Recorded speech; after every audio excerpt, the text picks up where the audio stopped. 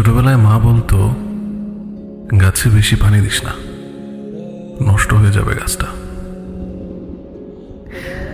আমার ছেলে মানুষের মন ভাবতো, বেশি যত্ন করলে কোনো কিছু আবার নষ্ট হয়ে যায় নাকি।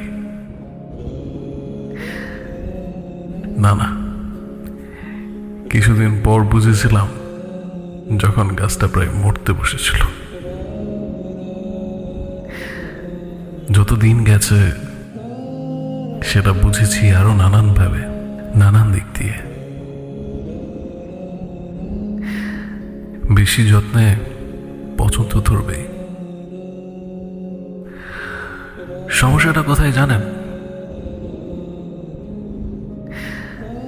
গাছই হোক বা অন্য কিছু,